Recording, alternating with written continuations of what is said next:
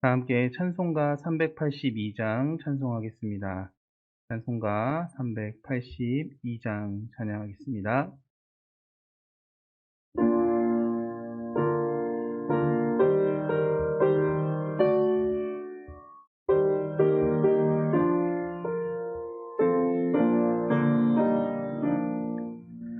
너 근심 걱정 말아라. 주 너를 지키리. 주 날개 밑에 거하라. 주 너를 지키리.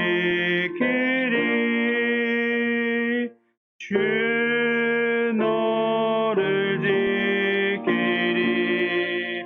아무 때나 어디서나 주 너를 지키리. 늘 지켜주시리. 어려워 낙심될 때에 주 너를 지키리. 위험한 일을 당할 때 주 너를 지키리. 주 너를 지키리. 아무 때나 어디서나 주 너를 지키리. 늘 지켜주시리. 너 쓸 것 미리 아시고 주 너를 지키리. 구하는 것을 주시며 주 너를 지키리. 주 너를 지키리.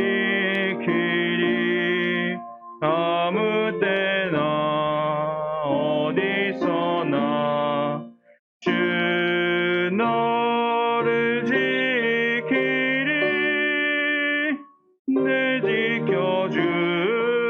지켜주시리. 어려운 시험 당해도 주 너를 지키리.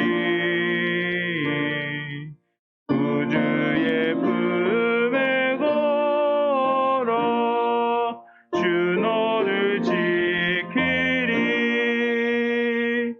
주 너를 지키리. 아무 때나 어디서나 주 너를 지키리. 늘 지켜주시리. 아멘. 유정례 권사님 기도해 주시겠습니다.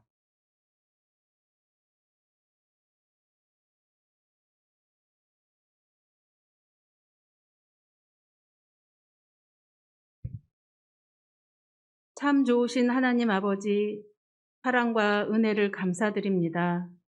지난 3일도 저희를 지켜주시고 이 저녁 예배의 자리에 모여 주님을 찬양하게 하시며 사순절을 보내는 저희들의 삶에 하나님의 뜨거운 사랑이 깊이 새겨지기를 기도합니다. 저희들의 연약한 삶과 고통과 눈물과 아픔 속에 저희의 수고와 노력의 열매 가운데 소망과 간구가 하나님의 진심과 닿고 그로 인해 치유되고 회복되며 소생하게 되기를 소망합니다. 저희에게 주신 사랑과 은혜를 나누고 베풀고 전하기를 원합니다. 성령 충만케 하사 저희의 마음이 감화 감동받아 하나님의 사랑이 더 많은 이들에게 열매 맺게 하여 주시옵소서. 오미크론의 확산세와 러시아와 우크라이나의 전쟁을 긍휼히 여기사 더 이상 가족을 잃는 아픔도 사망자도 나오지 않도록 주님께서 간섭해 주시옵시고 20대 대통령께서 모세와 같은 지도자가 되시어 하나님을 경외하며 진심으로 전심으로 국민을 위함이 무엇인지 지혜를 주사 늘 진리를 따라 옳은 선택을 하시게 인도하여 주시옵소서. 살피시는 하나님을 소망하기란 주제로 말씀 선포하시는 박요셉 목사님께 영육간에 강건하게 하시며 주님의 말씀을 듣는 저희들이 성령님의 인도하심으로 말씀에 감화 감동받아 이 어렵고 힘든 세상 살아가는데 오직 주님 말씀 붙잡고 넉넉히 이겨낼 수 있게 은혜 주시옵소서. 엘림 찬양대의 아름다운 찬양을 기뻐 받아주시옵시고 세상과 구별된 거룩한 주님의 자녀 되기를 소망하며 사랑이 많으신 예수님의 이름으로 기도드립니다. 아멘.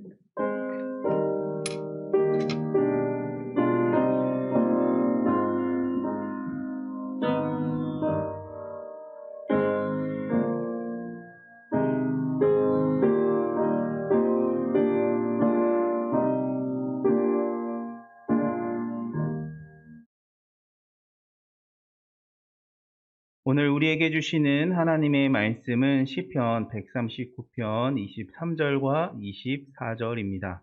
시편 139편 23절과 24절 구약 905쪽입니다. 하나님의 말씀을 우리 같이 읽도록 하겠습니다. 하나님이여 나를 살피사 내 마음을 아시며 나를 시험하사 내 뜻을 아옵소서. 내게 무슨 악한 행위가 있나 보시고 나를 영원한 길로 인도하소서. 아멘. 엘림 찬양대에 찬양이 있겠습니다.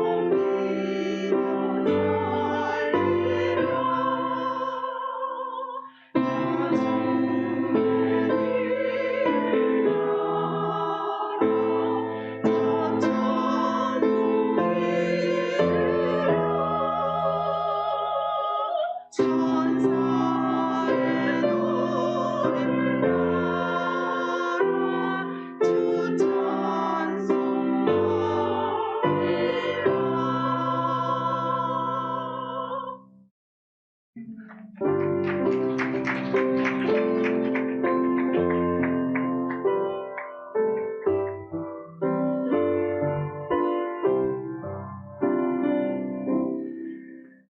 찬양 감사드립니다. 설교 전에 광고 한 가지 드리도록 하겠습니다. 금요일 2시 30분부터 주중 전도대 활동이 시작됩니다. 저희는 붕어빵을 통해서 복음을 전하고자 하는데요. 오늘 연습 삼아서 붕어빵을 굽다가 너무 맛있어가지고 이걸 주체를 못해서 다 구워버렸습니다. 그래서 우리 성도님들 예배 드리시고 나가시면 꼭 고민되시는 거 있으시죠? 뭘 좀 먹고 잘까 말까 하는 그 고민을 해결해 드리기 위해서 나가실 때 붕어빵 하나씩 들고 가실 수 있도록 준비해 뒀으니까요. 부담 없이 가져가셔서 맛있게 드시고 기도해 주시면 됩니다. 붕어빵보다 전도가 더 대박 날 수 있도록 함께 기도해 주셨으면 좋겠고요. 혹시 시간이 되시는 분들은 금요일 2시 반부터 3시 반까지 함께 참여해 주셨으면 좋겠고, 오시지 못하더라도 시간 기억하시고 같이 기도로 동참해 주셨으면 좋겠습니다. 그러면 말씀 시작하도록 하겠습니다. 저는 계속해서 하나님을 소망하기라는 주제를 가지고 말씀을 나누고 있는데요. 우리 먼저 까먹었을 것 같아서 시편 43편 5절 말씀을 다 한 번 더 읽어보고 말씀 나누겠습니다. 시작. 내 영혼아, 내가 어찌하여 낙심하며 어찌하여 내 속에서 불안해하는가? 너는 하나님께 소망을 두라.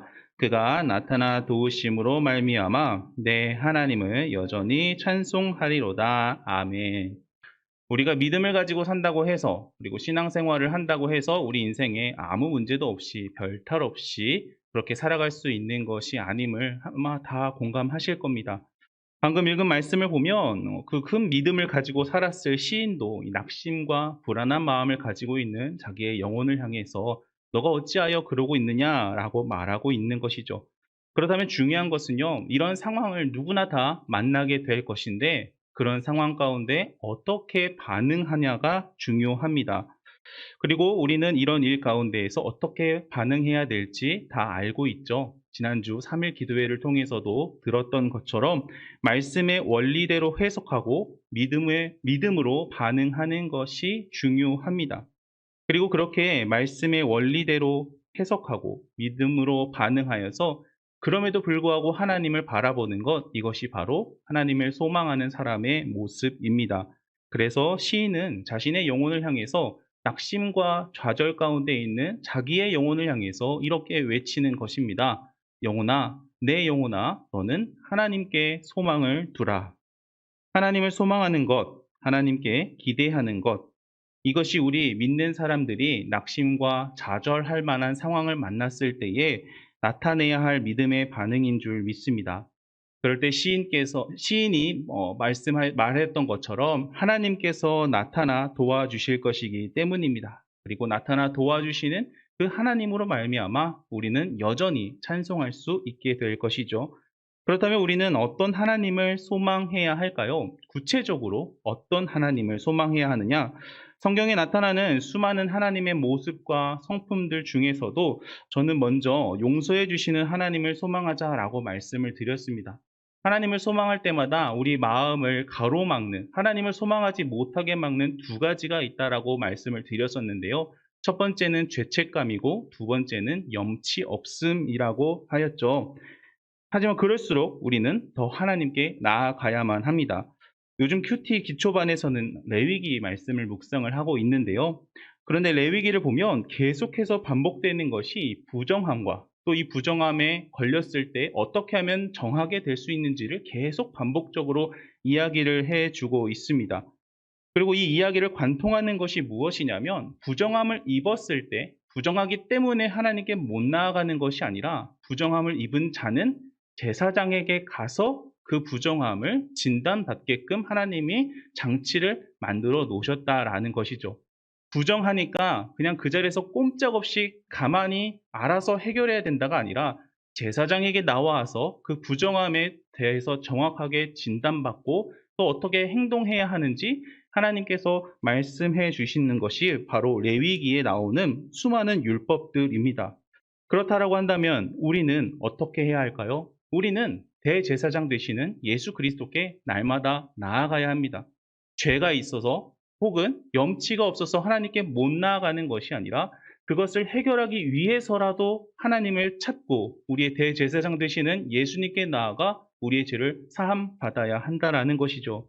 그래야 우리 안에 있는 이 부정한 것이 있다면 용서를 받을 것이고 다시 하나님과 함께할 수 있게 됩니다. 또 그래야 낙심과 불안함 가운데 있는 우리가 다시 하나님을 소망하면서 하나님을 소망하는 그 마음이 피어나면서 다시 하나님을 찬양할 수 있게 되기 때문입니다. 두 번째로 위로하시는 하나님을 소망하자라고 말씀을 드렸었는데요. 요즘 새벽마다 계속해서 로마서 말씀을 듣고 있습니다. 우리는 구원을 받았죠. 그런데 구원을 받은 것으로 끝나는 것이 아니라는 거예요.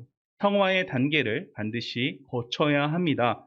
문제는 이 성화의 단계가 쉽지 않다는 거죠. 그래서 바울도 빌립보서에서 이렇게 이야기합니다. 두렵고 떨림으로 너희 구원을 이루라 라고 말입니다. 어디 말씀의 원리대로 해석하고 믿음으로 반응하며 살아가는 것이 쉽습니까? 어렵죠. 그러다 보면 믿음 생활하기가 참 고달프다라는 생각을 하기도 합니다. 특별히 가정 안에서 홀로 신앙생활 하시는 분들은 이 신앙생활 하기가 보통 사람들보다 훨씬 더 어려울 것입니다. 그 힘듦의 크기가 더 크실 겁니다. 그런 우리에게 필요한 것이 무엇일까요? 바로 하나님의 위로하심이죠. 내가 볼 때는 좀 부족한 것 같아도 내가 볼 때는 잘하고 있는 건가 싶더라도 하나님께서 우리를 향해서 위로해 주시는 그 위로를 받아야 우리는 더 힘내서 이 소망하는 마음 가운데 믿음 가운데 신앙생활을 이어갈 수 있다라는 겁니다. 우리 고린도후서 1장 3절 말씀을 한번 읽어보겠습니다. 시작. 찬송하리로다. 그는 우리 주 예수 그리스도의 하나님이시요 자비의 아버지시요 모든 위로의 하나님이시며. 마음이 어렵고 힘드실 때마다 이 말씀을 붙잡고 기도할 수 있는 저와 우리 모두가 되기를 소망합니다. 그 소망 가운데 이 말씀을 붙잡고 기도하실 때 하나님의 위로하심과 자비가 우리의 심령 가운데 가득 채워질 줄 믿습니다. 또 그 은혜를 경험하게 되시기를 주님의 이름으로 소망합니다. 그렇게 여전히 하나님을 계속해서 찬송할 수 있는 우리의 삶이 될 수 있도록 말입니다. 그리고 오늘은 세 번째로 살피시는 하나님에 대해서 말씀을 나누고자 하는데요. 우리의 삶 가운데 살피시는 하나님을 소망하고 또 기대하게 될 때 살피시는 하나님께서 나타나셔서 우리를 도우시고 인도하실 것이기 때문입니다. 먼저 시편 121편 4절 말씀을 같이 읽어보겠습니다. 시작. 이스라엘을 지키시는 이는 졸지도 아니하시고 주무시지도 아니하시리로다. 이스라엘을 지키시는 이는 하나님이십니다. 그 하나님께서요, 이스라엘을 지키시기 위해서 졸지도 않고 주무시지도 않으신다라고 말합니다. 다른 일도 아니고 이스라엘을 지키기 위해서 하나님 자신을 위해서가 아니라 이스라엘을 위해서 잠도 주무시지 않으시면서 심지어 졸지도 않으면서 이스라엘을 지키시는 분, 그분이 바로 이스라엘이 믿었던 하나님이십니다. 그리고 이스라엘에게 그렇게 하셨던 것처럼 오늘 우리를 위해서도 그렇게 하실 분이시죠. 우리 이 말씀에 이스라엘의 이름 대신 각자의 이름을 넣고 한번 다시 읽어보았으면 좋겠는데요. 말씀을 다시 읽어보겠습니다. 시작. 요셉이를 지키시는 이는 졸지도 아니하시고 주무시지도 아니하시리로다. 한 번 더 읽겠습니다. 요셉이를 지키시는 이는 졸지도 아니하시고 주무시지도 아니하시리로다. 아멘. 여기에다 제 이름 넣으시면 안 됩니다. 자기 이름 넣으셔야 돼요. 그래야 이 하나님이 내 하나님이 되는 겁니다. 자, 어쨌든 시편 121편을 전체를 보면 시인은 계속해서 하나님의 도우심에 대해서 이야기를 합니다. 나의 도움은 천지를 지으신 여호와에게로부터 온다라고 고백하죠.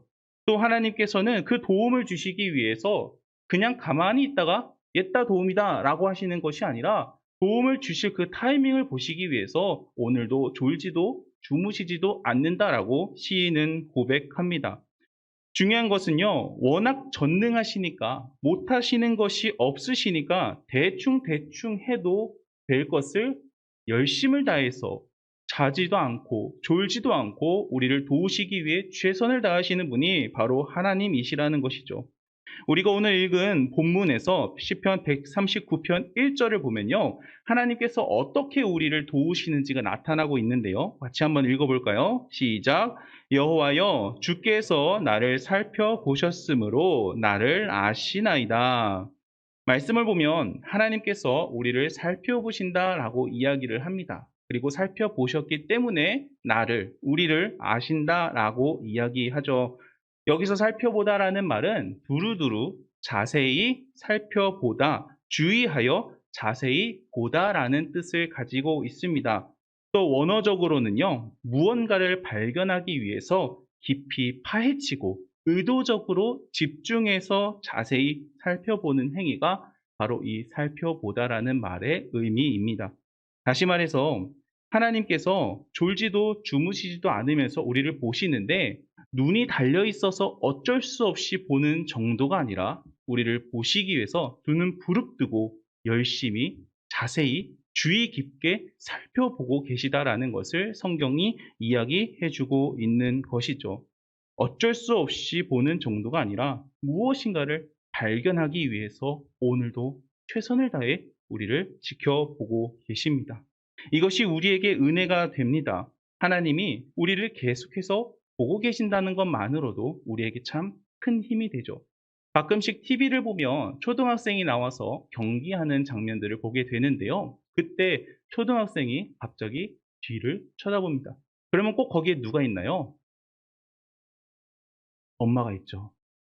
그 아이가 경기를 앞두고 왜 엄마를 쳐다보는 것일까요? 엄마가 쳐다봐 주는 것만으로도 힘이 나기 때문이죠. 그런데 그 엄마가 힘내! 할 수 있어! 라는 그런 제스처를 해서 보내면 그 아이는 더욱 힘을 내서 경기에 임하게 되고 또 그 도움을 통해서 그 마음의 응원을 통해서 그 아이는 좋은 결과를 내기도 합니다. 자주 보는 장면들이죠. 이처럼 하나님께서도요, 우리 보고 믿음대로 알아서 살라고 그냥 내버려 두시는 것이 아니라 그 구원을 받은 사람이 상황의 과정을 거쳐가는 가운데 네 믿음의 분량대로 알아서 해라라고 그냥 내버려 두시는 것이 아니라 우리를 계속해서 지켜보시며 우리에게 힘 주시고 응원해 주시는 분, 바로 그분이 살펴보시는 하나님이시라는 사실입니다.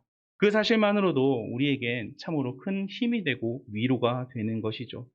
그래서 하나님의 살펴보심에는 크게 두 가지 은혜가 함께 따라오게 되는데요. 먼저는 하나님의 능력이 임하게 됩니다.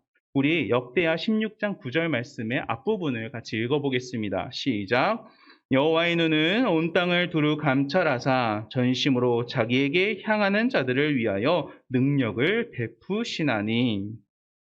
하나님은 온 땅을 두루 감찰하시는 분이십니다. 전심으로 자기에게 향하는 이들에게 하나님의 능력을 베푸시기 위해서라고 역대하는 이야기하고 있습니다. 우리가 전심으로 하나님에게 향하게 될 때, 다시 말해 오늘도 우리를 살펴보시는 하나님께 우리의 소망을 둘 때 하나님께서는 우리에게 주의 능력을 더하여 주신다. 주의 능력을 베푸셔서 그 능력을 힘입어 모든 문제와 어려움들을 또 믿음의 시험들을 다 이겨낼 수 있도록 도우시는 분이 바로 우리 하나님이십니다. 이것이 바로 우리가 하나님을 소망해야 하는 이유이죠. 전능하신 하나님께서 나를 살펴보고 계실 때마다 그때마다 필요한 능력을 주시고 그 능력과 함께 은혜도 주셔서 어떤 어려움이든지 어떤 믿음의 문제든지 다 딛고 일어서고 승리할 수 있도록 도우시는 분이시기 때문입니다. 그래서 우리는 그 하나님을 날마다 소망하고 날마다 의지하며 나아가야 하는 것입니다. 담임 목사님께서 기도회나 또 교역자들의 조회 시간마다 교회를 위한 기도 제목을 주실 때마다 꼭 말씀하시는 제목이 있습니다. 무엇일까요? 네, 많죠. 그런데 저는 그 중에서도 늘 붙잡고 기도하게 되는 제목이 한 가지 있는데요. 그것은 바로 우리의 능력만큼 일하는 것이 아니라 성령의 능력을 입어서 성령의 능력만큼 일하게 해달라는 그 기도를 하실 때 참 그게 힘이 되고 또 제가 기도해야 할 이유도 되기도 합니다. 만약 제가 어떤 일을 감당해낼 때 제 능력만큼 일한다면, 예를 들어서 제 능력이 100 중에 10밖에 안 된다고 하면 저는 10만큼밖에 일을 할 수가 없겠죠. 하지만 제가 성령의 능력을 입게 되면 어떻게 될까요? 성령의 능력은 100 정도가 아니라 무한대입니다. 다시 말해서 제가 성령의 능력을 입을 수만 있다면, 입기만 한다면 저는 신만큼 일하는 것이 아니라 성령의 능력만큼 일할 수가 있다라는 것이죠. 저의 한계보다도 더 뛰어난 능력으로 제게 맡겨진 일들을 감당할 수 있다라는 것입니다. 물론 그렇다고 해서 매번 무한대의 능력을 주시는 것 같지는 않으시더라고요. 왜 그런 걸까요? 하나님의 능력이 무한대가 아니라서 그런 걸까요? 아니면 다른 이유가 있어서일까요? 성경을 보면 하나님의 택함을 입고 하나님의 도우심을 입어서 놀라운 일들을 행하는 성경의 인물들을 자주 보게 됩니다. 그런 사람 중에 한 명이 바로 기드온이죠. 그저 비루한 그런 인생을 살다가, 초라한 인생을 살다가 기드온의 300용사라는 유명한 말까지 만들어낼 정도로 이스라엘을 구원한 사사로서 쓰임받았던 그 기드온. 그런데 그의 마지막이 어떻게 되었습니까? 그것이 자기의 능력인 줄 알고 교만하여져서 제사장의 그 에봇까지 뺏어 입고 자기가 뭐라도 된 것 마냥 나대는 모습을 우리는 보게 됩니다. 그리고 그 결과 그는 위대한 일을 이루었음에도 불구하고 참 비참한 최후를 맞이하게 되죠. 또 한 가지, 이스라엘을 심판하시기 위해서 하나님께서 바벨론이라는 나라를 들어 쓰셨습니다. 죄악 가운데 회개하지 않고 하나님께 돌아오지 않는 그 이스라엘을 치시기 위해서 바벨론을 사용하셨죠. 그런데 바벨론의 왕이 어떻게 행동했나요? 그것이 하나님의 능력이 아니라 자기 제국의 위대함이고 군사력이고 국력이라고 그는 생각했습니다. 그래서 하나님이 원하시는 정도가 이렇게 한 대 정도라면 그는 이스라엘을 아예 처참하게 짓밟아 버렸죠. 그래서 하나님께서는 예언하실 때, 약속해 주실 때 이스라엘을 회복함과 동시에 그 바벨론이 망하게 될 것이다 라고 이야기합니다. 성령께서 왜 무한대의 능력을 그때그때마다 주시지 않고 그 일을 감당할 만큼의 능력까지만 주시는가 라고 생각을 해본다면 답은 저를 위한 것이 아닐까라고 생각하게 되는 대목이죠. 왜요? 너무 많은 능력을 주시면 교만해져서 하나님의 능력이 아니라 내 능력인 줄 알고 하나님을 안 찾을까 봐 정말 딱 필요한 일용할 만큼의 그 능력을 도와주시는 분, 그 능력을 주시는 것마저도 나를 아시는 하나님께서 나에게 정말 정확하게 필요한 만큼만 주시는 분, 그것이 바로 성령의 은혜요, 성령의 역사라는 것을 우리는 알게 됩니다.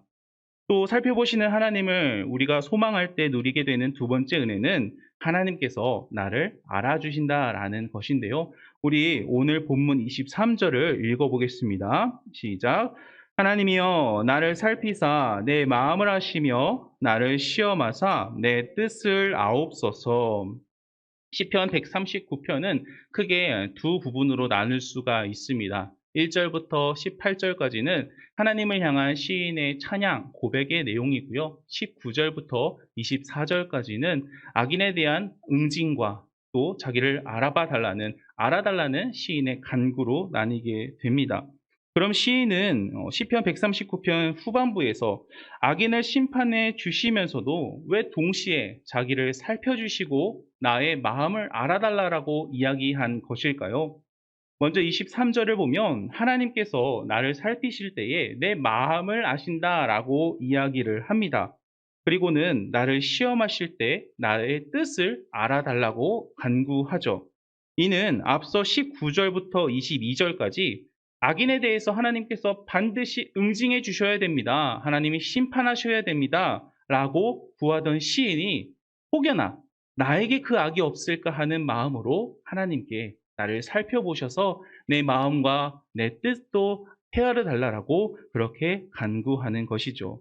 다시 말해서 하나님께 신나게 악을 심판해 달라고 했는데 혹여나 그 악이 나에게 있다면 나도 그 심판의 대상이 될 수 있으니까 하나님, 저의 안에 있는 이 악을 보시는 것이 아니라 내 마음, 내 중심, 내 의중을 살피셔서 저의 부족한 부분은 용서해 주시고 나를 하나님께서 기억해 주시기를, 심판의 대상이 아니라는 것을 기억해 주시기를 간구하는 것, 그것이 바로 이 시편 139편 23절에 나오는 그 시인의 마음인 것입니다.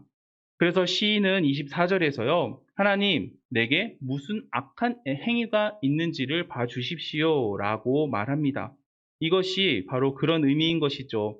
악인들을 심판하실 때 나에게도 악이 있다면 나도 심판하십시오 라는 그런 당당한 이야기이기보다는 하나님 내 마음을 자세히 그리고 깊게 주의 있게 보셔서 혹시라도 악한 것이 있다면 회개할 테니 용서하여 주시고 도와달라는 그런 의미 말입니다. 악인을 응징하시는 공의의 하나님 앞에서 과연 누가 자기를 정의롭다라고 난 죄가 없다라고 떳떳하게 말할 수 있겠습니까? 그러니 시인은 하나님께 자신의 마음과 뜻을 알아달라고 살펴달라고 간구하는 겁니다. 혹여나 자신의 연약함으로 인해 죄를 범했더라도 자기의 마음은 늘 하나님을 향하고 있다라는 것을 말입니다. 자신의 죄성으로 인해서 혹여나 부지 중에 내가 죄를 범하더라도 나의 마음은 1절부터 18절까지 하나님을 향해 찬양하고 고백했던 것, 그것이 내 마음의 중심이오니 하나님 내 마음을, 내 뜻을 구별해 주세요라고 그렇게 은혜 베풀어 주시기를 기대하면서 시인은 말하고 있는 것입니다. 이것이 바로 우리가 살피시는 하나님을 소망할 때 누릴 수 있는 두 번째 은혜입니다. 하나님은 나를 아시기에 그냥 아시는 정도가 아니라 무엇인가를 발견해내기 위해 깊이 파헤치고 무엇인가를 찾아내기 위해서 집중적으로 자세히 살피시는 하나님이신 것이죠. 그 무언가는 바로 우리의 중심입니다. 그래서 하나님이 이렇게 말씀하시는 것을 우리는 기억해야 합니다. 사무엘상 16장 7절 말씀 한번 읽어주시겠어요? 시작.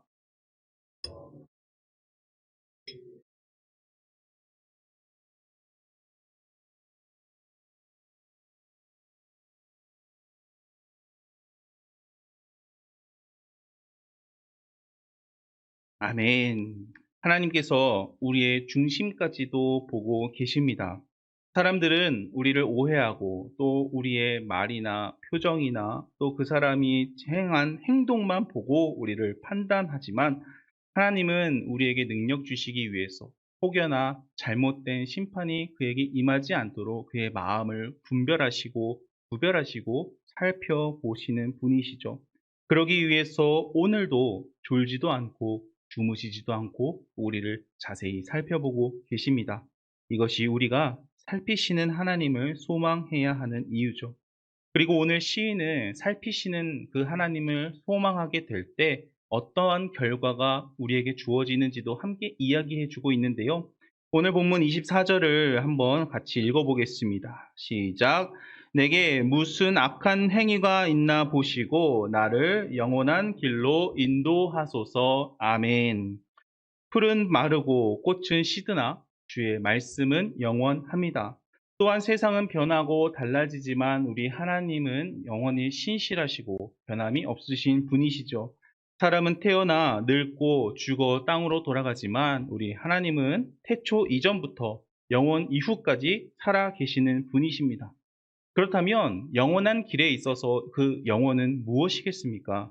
바로 영원이신 하나님을 향하는 의로운 삶, 그리고 영원한 하나님과 함께할 수 있는 그 영원한 생명을 누리는 삶을 이야기하는 것 아니겠습니까?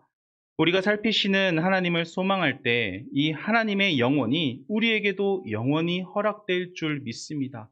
영원히 살아계시는 그 하나님과 우리의 영혼도 영원히 살아서 그분과 함께 하나님의 나라에서 영원한 천국잔치 가운데 평생 영원을 하나님과 함께할 수 있게 되는 것이죠.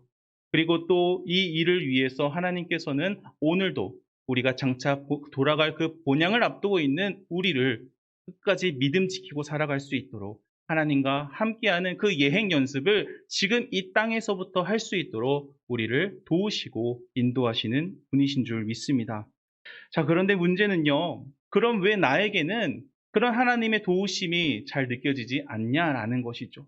말씀에 아멘 하기는 쉬운데요. 실제로 우리가 살아가는 그 인생 가운데 실제로 하나님께서 나를 그만큼 도우시고 인도하시는 것을 매일매일 같이 느끼며 살아간다라는 것이 거의 그렇게 살아보지 못했던 것처럼 느껴지시지는 않으십니까? 말씀은 분명 하나님이 살아계시고 도우시고 인도하신다라고 하시는데 내 삶을 보면 정말 하나님이 도우시는 건가? 그 도우심의 느낌이 많이 느껴지지 않을 때가 우리에게 있다라는 겁니다. 하나님께서 살펴보고 계신다고 하는데 왜 나는 그것이 느껴지지 않습니까? 라고 질문할 수 있다라는 것이죠. 하나님께서 말씀과는 달리 누구는 도와주고 나는 안 도와주는 거 아닌가? 라고 그런 생각을 하실 때도 있습니다. 그런데 결코 그렇지 않습니다. 한 가지 사진을 보여드리도록 하겠습니다. 사진을 보면 한 아이가 아빠로 보이는 사람으로부터 자전거를 배우고 있습니다. 아버지처럼 보이는 사람이 아이의 뒤를 열심히 따라가고 있죠. 자전거를 배우신 분이라면 다들 아시겠지만 자전거를 배울 때 가장 무서운 것이 무엇인가요? 넘어질까봐 두려운 것이 가장 무섭습니다. 그래서 좌우를 살필 여유가 없이 열심히 페달을 밟거나 아니면 아예 페달을 밟지를 않게 되죠. 그저 앞만 보고 갑니다. 옆에서 뭐가 오든지 말든지 그거 볼 여유도 없이 겨를도 없이 어떻게든 넘어지지 않으려고 아둥바둥 애를 쓰죠. 그래서 자전거를 배울 때는 가르쳐주는 사람이 자전거 뒤를 잡아주는 것으로 시작하게 됩니다. 자전거를 타는 사람이 대신해서 좌우를 살피고 때로는 뒤까지도 봐주기도 하죠. 그러다 보면 자전거를 배우는 사람이 단골로 하는 멘트가 한 가지 있는데요. 그게 무엇인가요? 놓지 마. 이 시간 정신줄을 놓지 마시기 바랍니다. 매우 졸립죠? 정신을 잘 잡고, 또 저는 설교를 잘 잡고, 자, 화이팅! 자, 어쨌든, 자전거를 배우는 사람이요, 단골로 하는 멘트, 놓지 마, 놓지 마, 놓으면 안 돼, 절대 안 돼, 잘 잡고 있지, 라는 그런 말들을 많이 한다는 거예요. 그 손을 놓으면 넘어질 것 같으니까 절대 놓지 말라는 거죠. 하지만 자전거를 가르쳐 보신 분이라면 아실 겁니다. 그걸 놓지 않으면 어떻게 되나요?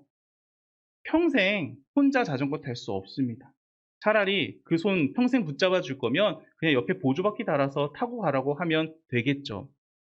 자전거를 가르쳐 주는 아버지의 입장에서 아이의 자전거를 놓는 이유가 무엇인가요?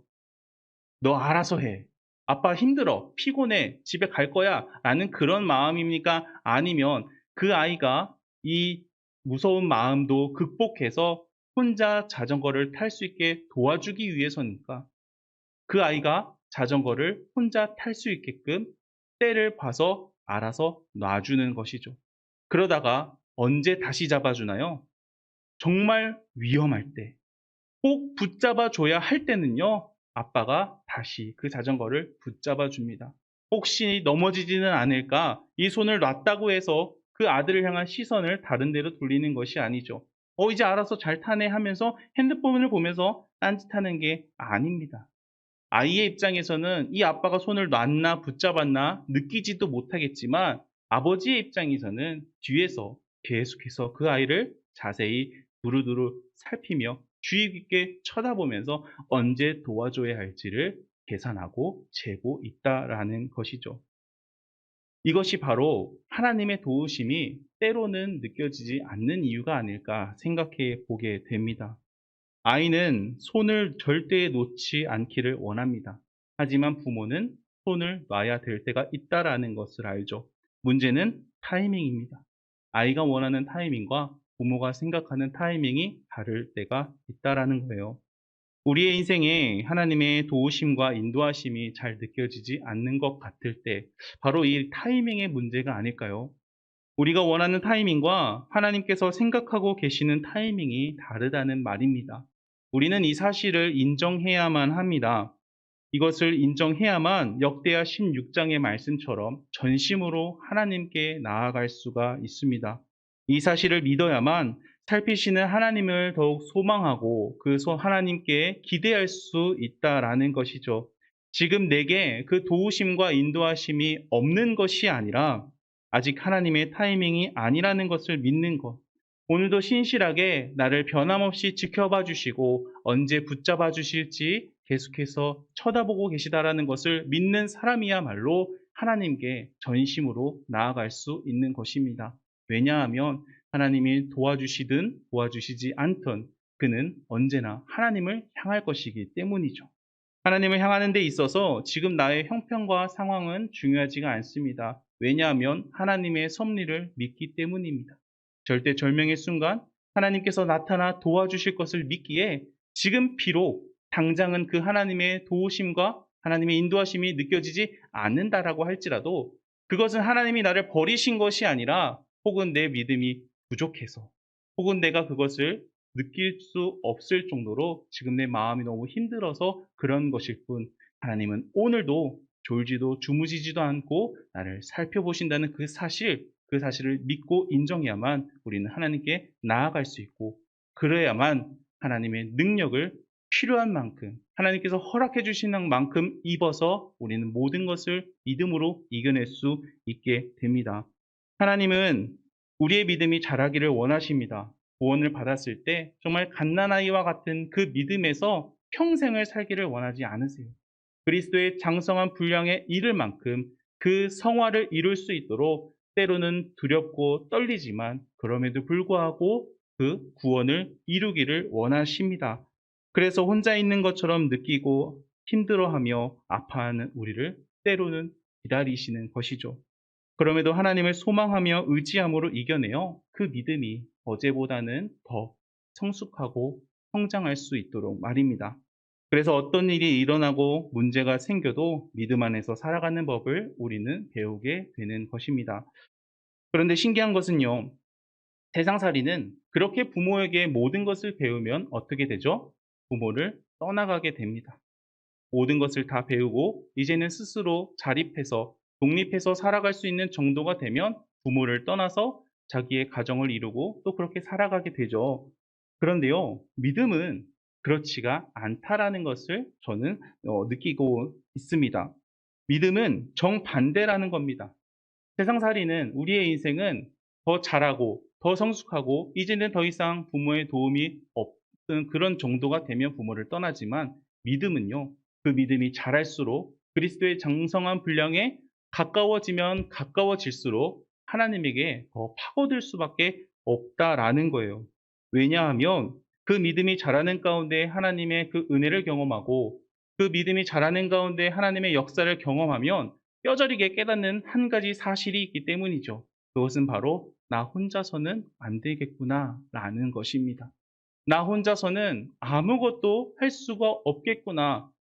이제는 더 하나님께 매달려야겠다라는 것을 깨닫기 때문에 믿음은 그 믿음이 성장할수록 하나님께 달려들고 그 믿음이 성숙할수록 하나님께 매달릴 수밖에 없게 되는 것입니다. 나를 살펴보고 계시다가 가장 정확한 타이밍에 붙잡아 주시는 그 하나님의 손을 의지할 수밖에 없음을 알고 그것을 기대하며 하루하루를 살아가게 되는 것이죠. 저는 이런 신앙의 원리를 사역을 하면서 많이 느낍니다.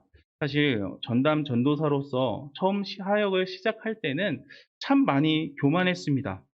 일 중심적인 성향을 가지고 있다 보니까 일하는 것을 좋아했고 그래도 꽤 괜찮게 일을 했다라고 생각을 하기도 했죠. 일주일에 여러 번의 설교를 하면서도 뭐 생각보다 잘 감당했던 것 같습니다. 그렇게 잘한다고 착각하면서 교만하게 사역했고 또 못하는 사람들을 보면서 판단하기도 하고 속으로 정죄하기도 했습니다. 그런데 지금은 어떨까요? 가끔씩 제가 아내에게 하는 말이 있는데요. 바로 이런 말입니다. 여보, 예전엔 어떻게 했지?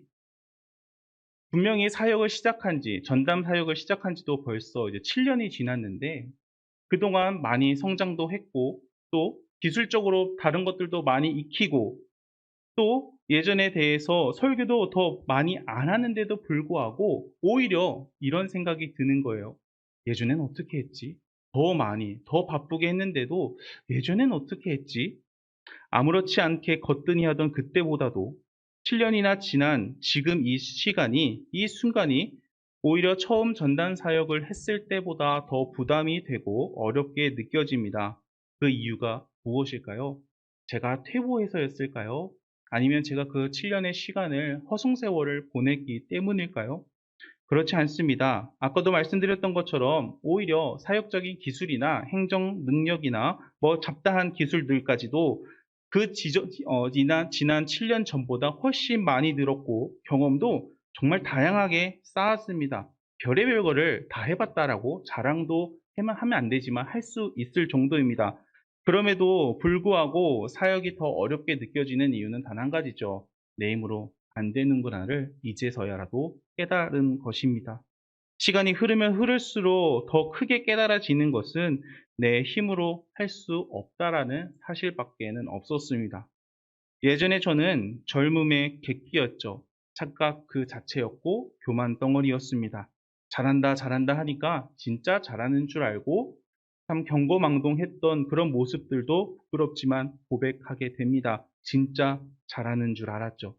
물론 지금 예전의 모습이 100%다 사라졌다라고 말할 수는 없지만 그럼에도 사역을 하면서 많은 일들을 경험하고 또 때로는 여러 가지 어려움들을 겪으면서 생각하게 되는 것, 결국 하나님이 아니면 이것을 어떻게 감당할 수 있을까라는 그런 고백뿐입니다. 그러니 예전에는 힘들고 어려울 때면 그냥 하나님을 원망하거나 다른 사람 탓을 하기가 쉬웠습니다. 그런데 이제는요, 몇 시간씩은 못하더라도 새벽에 나름 기도하려고 애를 씁니다. 매일매일 쉬지 말고 기도하지는 못하더라도 순간순간이라도 컴퓨터 앞에 앉아서 또 전화를 하기 전에 잠깐이라도 기도하려고 합니다. 왜 그럴까요? 나를 살펴보시는 하나님께서 두루두루 온 땅을 감찰하시다가 요셉이가 나를 찾네? 라는 것을 아시고는 능력 더해 주시기를 바라기 때문이죠. 그렇게 하나님을 놓치지 않으려고 몸부림치면 온 땅을 두루 감찰하시는 하나님의 눈에 더 잘 띄어서 하나님이 더 큰 은혜도 주시고 또 나를 아시는 만큼 알맞는 능력도 주실 것을 믿기 때문에 저는 하나님을 소망하며 순간순간 짧게라도 하나님께 기도합니다. 이것이 바로 살피시는 하나님을 찾는 자가 하나님의 은혜를 경험하고 또 더 큰 은혜를 사모할 수밖에 없는 은혜의 선순환이라고 우리는 믿어야만 할 것입니다. 사랑하는 성도 여러분, 때로는 하나님의 도우심과 또 인도하심이 느껴지지 않을 때가 있을 수도 있습니다. 그저 하나님이 나를 내버려 두시는 건 아닌가라고 생각이 들 만큼 큰 일들도 우리에게 생기곤 하죠. 하지만 하나님께서는 오늘 성경을 통해서 분명하게 말씀하십니다. 내가 졸지도 주무시지도 않으면서 너를 두루두루 자세히 감찰하고 있다라고 말입니다. 우리를 아시기 위해서, 더 잘 아시기 위해서, 그리고 우리에게 능력 더해 주시기 위해서 하나님은 오늘도 우리를 살펴보시며 우리를 향해 그 시선을 떼지 않고 계십니다. 가장 최선의 때와 타이밍을 기다리고 계심을 믿고 인정하면서 그런 하나님을 언제나 소망하고 또 기대할 수 있는 우리 모두가 되기를 바랍니다.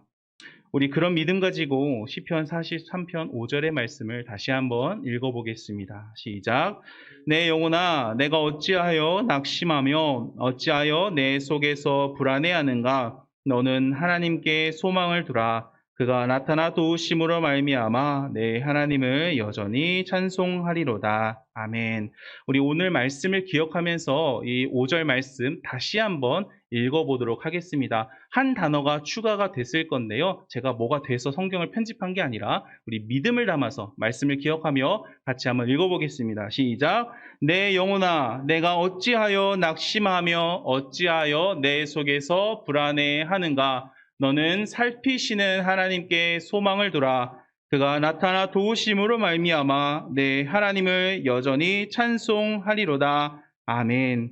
우리가 하나님께 소망을 둘 때, 또 우리가 나타나 도우실 하나님을 기대할 때, 하나님께서 나를 아시고 그 능력을 더하시며 우리 가운데 믿음으로 다시 일어설 수 있도록, 그리고 또 하나님을 여전히 찬송하며 우리를 영원한 길로 인도하시기 위해서 오늘도 힘주시고 내일도 함께하여 주실 줄 믿습니다.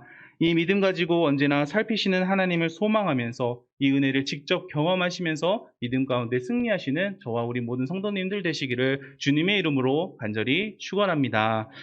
우리 이 시간 말씀을 기억하면서 함께 기도하도록 하겠습니다. 기도하실 때에 우리의 모든 것을 아시고 우리에게 필요한 능력을 주시기 위해 오늘도 우리를 살피시는 하나님을 소망할 수 있게 해달라고 같이 기도하기를 원합니다. 그래서 나의 마음이 어떠하든 여전히 주님을 찬양할 수 있는 우리가 되게 해달라고 우리를 계속해서 영원한 길로 인도해 달라고 주님의 이름 한번 부르고 기도하도록 하겠습니다. 주여! 아버지 하나님 감사합니다. 죄덩어리인 우리를 구원하실 뿐만 아니라 죄 가운데 그 죄의 삭신 사망을 직접 몸소 감당해야 하는 우리를 그냥 내버려 두지 않으시고 우리를 구원하실 뿐만 아니라 우리가 믿음 가운데 날마다 승리하며 살아갈 수 있도록 오늘도 우리를 살펴보시고 우리를 두루 자세히 보시며 주의하고 계시는 주님의 그 마음을 알게 하시니 주님 감사합니다. 하나님 믿음으로 살아내고자 하지만 말씀대로 해석하고 믿음대로 해서 반응하고 싶지만 때로는 그럴 힘이 우리에게 없음을 많이 느낍니다. 열심히 했지만 힘을 내었지만 되지 않을 때도 있음을 우리들 고백합니다. 하나님 그럴 때마다 우리가 해야 할 것은 그 자리에 주저앉고 좌절하며 낙심하며 포기할 것이 아니라 우리의 영혼을 향해서 너는 하나님을 소망을 돌아 너는 살피시는 하나님께 소망을 돌아라고 고백하며 선포하며 선언하며 우리 하나님을 다시 소망하여야 하는 것인 줄을 믿습니다. 우리가 하나님을 소망할 때에 우리가 살피시는 하나님을 소망할 때에 그 하나님께서 나의 하나님께서 우리의 하나님께서 오늘도 나를 아시고 내 형편과 내 상황과 내 마음과 내 감정까지도 모든 것을 다 아시는 하나님께서 내게 능력 더해 주시사 주님 그 능력으로 말미암아 다시 일어설 수 있게 하실 줄 믿습니다. 믿는 자에게는 능치 못함이 없다 하셨사오니 주님 오늘 우리가 들은 이 말씀을 기억하며 이 말씀을 붙잡고 기도할 때에 하나님 어떤 낙심과 좌절이 우리를 넘어뜨리려고 할지라도 날마다 살피시는 하나님을 소망하면서 믿음으로 승리하는 우리 모두가 되게 하여 주시옵소서. 주의 은혜를 구합니다. 말씀대로 역사하실 하나님을 기대합니다. 그러기에 우리들 오늘도 하나님을 소망하오니 주님 말씀대로 약속하신 대로 역사하여 주시고 나타나 도와주시기를 간절히 소원합니다. 주여 우리의 기도 가운데 주님의 은혜를 도와사 응답하여 주시옵소서. 하나님 언제나 나타나 도우시는 하나님을 소망하는 우리가 되게 하옵소서. 하나님께 전심으로 나아가는 자를 찾기 위해 오늘도 온 땅을 두루 살피시며 우리의 연약함을 아시고 우리에게 능력을 더하사 우리를 살피시는 하나님을 믿고 더욱 힘내어 믿음 안에서 살아가게 하시도록 주님 오늘도 졸지도 주무시지도 않으며 우리와 함께하고 계시는 줄 믿습니다. 나타나 도우실 살피시는 하나님을 소망하는 가운데 여전히 주님을 찬양하며 살아가는 우리 모두가 되도록 주님 인도하여 주시옵소서. 말씀대로 역사하실 주님을 믿으며 우리 주 예수 그리스도의 이름으로 기도드립니다. 아멘. 다 함께 찬송가 370장 찬양하겠습니다. 찬송가 370장입니다.